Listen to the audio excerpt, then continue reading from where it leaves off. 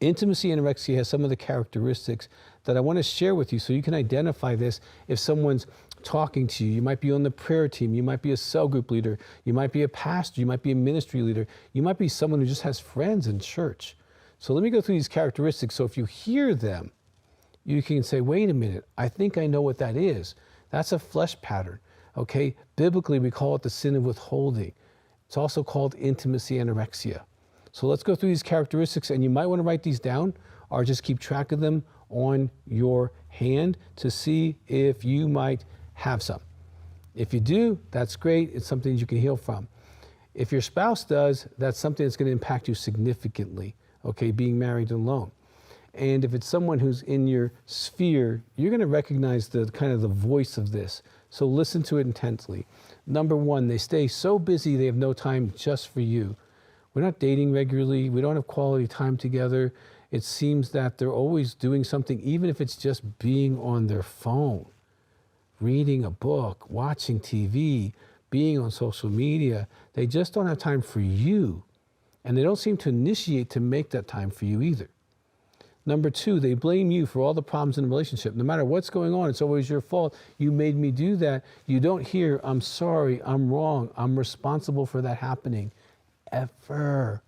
Or unless you like really beat them up for a while and they admit that they were wrong, okay? That's blame. They withhold love, especially the way you like to be loved.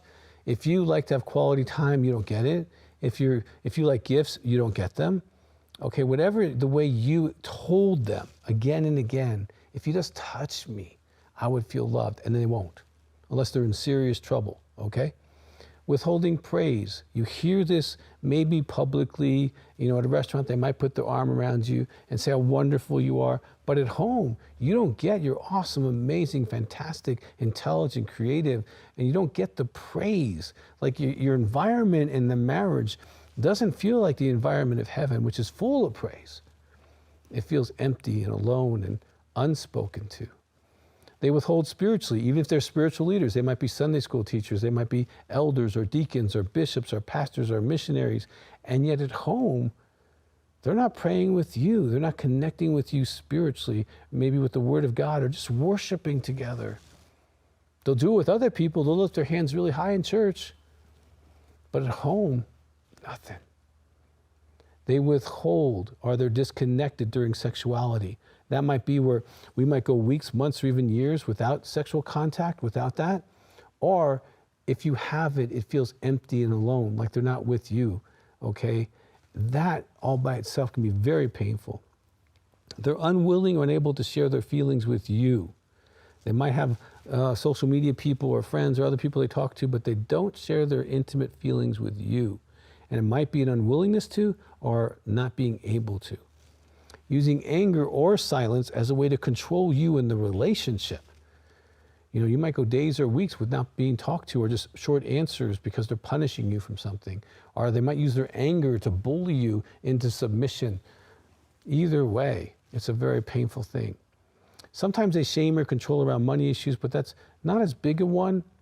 They definitely have ongoing or ungrounded criticism. Even if they don't speak it, you feel it. You feel like they're criticizing and judging you, and you just don't measure up. You're just not enough. Maybe one day you'll be okay. That kind of feeling should not be in a Christian marriage. Often the spouse feels like a roommate. And this is where, as a ministry person, you're going to hear it. I feel alone. I feel unwanted. I feel like a roommate. Those are clues that you're dealing with this flesh pattern called intimacy anorexia. And now you can intelligently minister to it once you kind of know more about it. Now, when we come back, we're going to discuss the causes of this pattern that's destroying so many Christian marriages secretly, stealthily, without being assessed or diagnosed or even understood by ministry leaders, by pastors, and by even the people themselves that are experiencing it. They just hit a wall that they can't do it anymore. They hit that place. And sometimes they feel so alone because no one understands them. That doesn't have to be the case.